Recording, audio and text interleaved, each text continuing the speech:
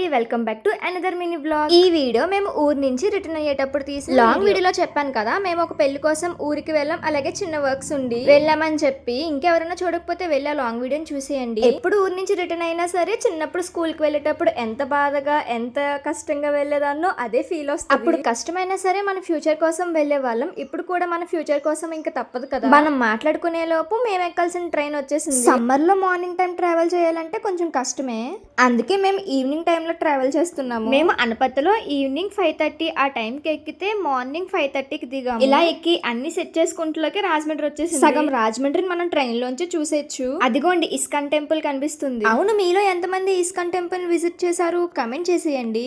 ఇది మన రాజమండ్రి గోదావరి వ్యూ అయితే చాలా బాగుంటుంది. చిన్నప్పటి నుంచి గోదావరి పై నుంచి ఎప్పుడు వెళ్ళినా కూడా కాయిన్ వేస్తాం. అది ఎందుకు వేస్తారో తెలుసుకోవాలంటే కమెంట్ చేయండి. నేనేమన్నా టెంపుల్స్ విజిట్ చేస్తే అక్కడ హిస్టరీ అంతా చెప్తాను. అవన్నీ కూడా పెద్దవాళ్ళకి చిన్నపిల్లలు కూడా చాలా బాగా నచ్చుతాయి. బయట ఎక్కడ కలిసినా చిన్నపిల్లలు అయితే అక్కడ నెక్స్ట్ ఏం ఇంట్రెస్టింగ్ ఫ్యాక్ట్స్ చెప్తున్నావని, ఇంకా పెద్దవాళ్ళు అయితే తెలియని విషయాలన్నీ క్లియర్ గా ఎక్స్ప్లెయిన్ చేస్తున్నావు, ఇలాంటి వీడియోస్ ఇంకా చేయమని చెప్తున్నారు. సో అందుకే అడుగుతున్నా, గోదావరిలో కాయిన్ ఎందుకు వేస్తారో తెలుసుకోవాలంటే కమెంట్ చేయండి. నెక్స్ట్ వీడియో అప్లోడ్ చేస్తాను. ట్రైన్ ఎక్కినంతసేపు బానే ఉంది, కానీ ఎక్కడో అవుటర్ లో ఆపేశాడు. ఒక పక్కనేమో నా ఫోన్ కి సిగ్నల్ లేదు, ఇంకో పక్కనేమో చాలా హీట్ వచ్చేస్తుంది. ఈ వీడియో లెంత్ ఎక్కువ వచ్చేస్తుంది. మా 12 hours ట్రైన్ జర్నీలో నెక్స్ట్ ఏం జరిగిందో తెలుసుకోవాలంటే పార్ట్ 2 కోసం వెయిట్ చేసేయండి.